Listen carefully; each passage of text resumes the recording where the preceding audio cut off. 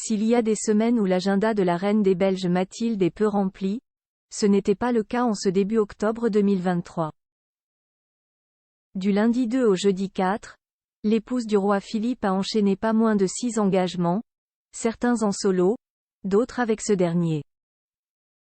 Publicité. Le programme de la femme du souverain a d'abord débuté par une découverte des nouvelles installations de l'Institut Jules Bordet sur le campus Erasme de l'Université libre de Bruxelles à Anderlecht.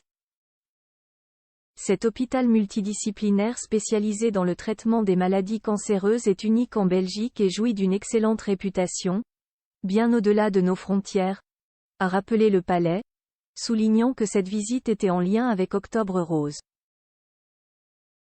Une réception réunissant tous les bourgmestres de Belgique au lendemain de ce rendez-vous sous le signe de la santé.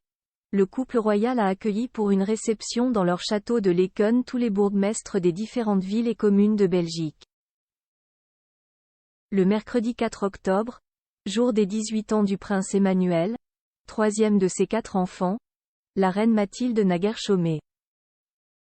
Alors qu'elle a prononcé le discours inaugural de la conférence organisée par la commissaire européenne à la santé, Stella Kyriakídou, à l'occasion de la Journée internationale de la santé mentale et reçue au Palais Royal à Bruxelles, en tant que défenseur des objectifs de développement durable des Nations Unies, une délégation de la Fédération internationale des travailleurs domestiques, FITD, elle avait aussi à son planning l'ouverture d'Europalia 2023, au Palais des Beaux-Arts à Bruxelles où se tient son exposition inaugurale sur l'avant-garde en Géorgie, pays auquel est cette année consacré ce festival interdisciplinaire.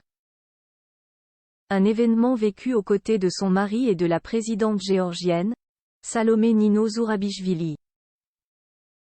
Une visite dans la province de Liège enfin, ce jeudi 5 octobre, le monarque et sa femme ont assuré leur traditionnelle visite provinciale d'automne, mettant le cap sur la province de Liège. Le roi Philippe et la reine Mathilde sont d'abord allés à Soumagne visiter l'entreprise Joskin, spécialisée dans la production et la vente de matériel agricole de première qualité. De là, ils se sont rendus à la Fondation SUSA, service universitaire spécialisé pour personnes avec autisme, à Blény. Comme l'a indiqué la Cour, celle-ci soutient depuis 1991 des enfants et des adultes souffrant d'autisme, ainsi que leurs familles, tout en étant un centre de référence pour le diagnostic de l'autisme et de recherche des méthodes innovantes pour le traiter. La journée s'est achevée avec une rencontre avec les habitants de cette ville.